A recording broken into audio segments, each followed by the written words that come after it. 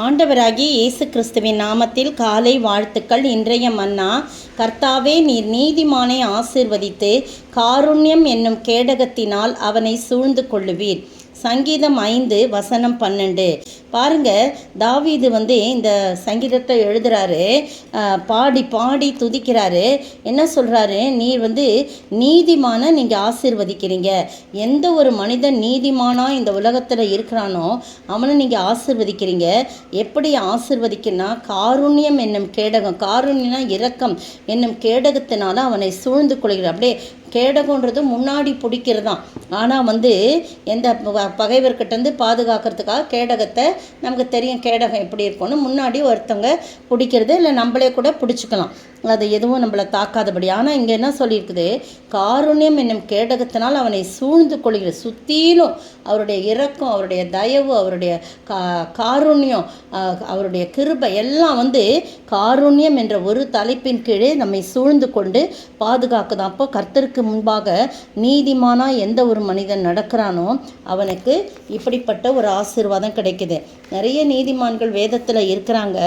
இதில் ஆதியாகமம் 6ஆம் அதிகாரத்தில் நோவாவுக்கோ கர்த்தருடைய கண்களில் கிருபை கிடைத்தது. பாருங்கள், அவருடைய கிருபை அவரை சூழ்ந்து கொண்டது. கர்த்தருடைய கண்களில் உள்ள கிருபை அவரை சூழ்ந்து கொண்டது. நோவா தன் காலத்தில் இருந்தவர்களுக்குள்ளே நீதிமானும் உத்தமனுமாய் இருந்தான். அது மட்டும் இல்லை, தேவனோடு சஞ்சரிக்கிறவராய் இருக்கிறான்.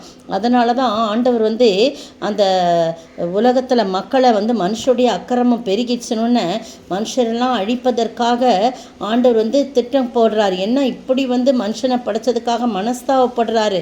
நித்தம் அவனுடைய இருதயத்தின் நினைவுகள்லாம் தோற்றங்கள்லாம் பொல்லாதா இருக்குதுன்னு கர்த்தர் கண்டு மனுஷனை பூமியில் உண்டாக்கினதற்காக கர்த்தர் மனஸ்தாவப்படுறாராம். அது அவருக்கு இருதயத்துக்கு விசனமாக இருந்ததாம். அதனால் நான் சிருஷித்த மனுஷனை பூமியின் மேல் வைக்காமல் மனுஷன் முதற்கொண்டு மிருகங்கள், ஊரும் பிராணிகள், ஆகாயத்து பறவைகள் பரியந்தமும் உண்டாயிருக்கிறவர்கள் நிக்கிரகம் பண்ண போகிறேன் அப்படின்னு சொல்லிட்டு, இது ரொம்ப எனக்கு மனஸ்தாபமாக இருக்குது அவங்கள உண்டாக்கினதுன்னு சொல்லி பார்க்குறார். ஆனால் நோவாவுக்கோ கர்த்தருடைய கண்களில் கிருபை கிடைத்தது. அவருடைய கிருபை சூழ்ந்து கொண்டது. காரணம் என்ன? அவன் நீதிமானும் உத்தமனுமாய் இருந்தான். தேவனோடு வாழ்கின்ற ஒரு வாழ்க்கை வாழ்ந்து கொண்டான். அதனால் ஆண்டவர் நீ நோவாவை கூப்பிட்டு என்ன சொல்கிறாரு? நான் சொன்னது மாதிரி ஒரு கப்பல் செய்யி அப்படின்னு சொல்லிட்டு பேழையை உண்டாக்குன்னு சொல்லி, அதனுடைய நீளம் எவ்வளோ இருக்கணும், அகலம் எவ்வளோ இருக்கணும், உயரம் எவ்வளோ இருக்கணும், அது ஜன்னல் எங்கே இருக்கணும், அதுக்கு உள்புறம் பின்புறம் எல்லாம் வெளிப்புறம் எல்லாம் கீழ்பூசணும், அப்படி இப்படின்னு ஒரு பெரிய ப்ளூ பிரிண்ட்டை போட்டு கொடுத்துட்டார். அவன் இன்ஜினியர் கிடையாது, அவர் எதுவுமே எந்த விதமான படிப்பறிவோ எதுவுமே கிடையாது.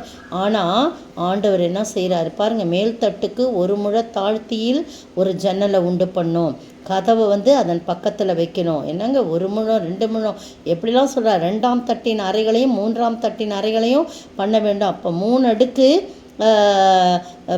கப்பலை கட்ட சொல்கிறார். எவ்வளோ பாருங்கள், அவருடைய பிள்ளைகள்லாம் அவருக்கு உதவி செஞ்சுருப்பாங்க. அவருக்கு 500 வயது இருக்கும்போது தான் இந்த காரியங்கள்லாம் நடக்குது. 600ஆம் வயதில் தான் அவங்க அதெல்லாம் கட்டி முடித்து அதுக்குள்ளே போகிறாங்க. அவங்க வேலைக்குள்ளே போகிறத நம்ம பார்க்குறோம். இந்த அருமையான வேலையில் எவ்வளோ அருமையாக ஆண்டவர் அவர்களை காப்பாற்றினார் பார்த்தீங்களா? அவருடைய கிருபை சூழ்ந்து கொண்டது.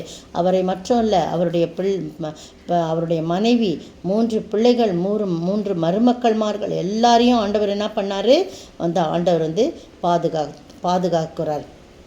அப்படியாய் நீங்களும் உங்களையும் என்னையும் பாதுகாக்கும்படியாக அவர் நீதிமானை ஆசீர்வதித்து காருண்யம் என்னும் கேடகத்தினால் அவனை சூழ்ந்து கொள்கிறார். எனவே நீங்களும் நானும் அவருடைய கிருபை நம்மை சூழ்ந்து கொள்ள வேண்டும், அவருடைய காருண்யம் நம்மை சூழ்ந்து கொள்ள வேண்டும் என்று சொன்னால் நாம் என்ன செய்யணும்? அவருக்கு முன்பாக நீதிமானாய் நடக்க வேண்டும். அப்படிப்பட்ட ஆசீர்வாதத்தை நாம் பெற்று வாழ ஆண்டவர் தாமே கிருபை செய்வாராக. ஆமேன். நீதிமானை அனுதினமும் சோதிக்க பல்வேறு துன்பம் வந்தும் கர்த்தரன்பை விட்டு நீங்கா சுத்தனாய் நிலைத்திருப்பே.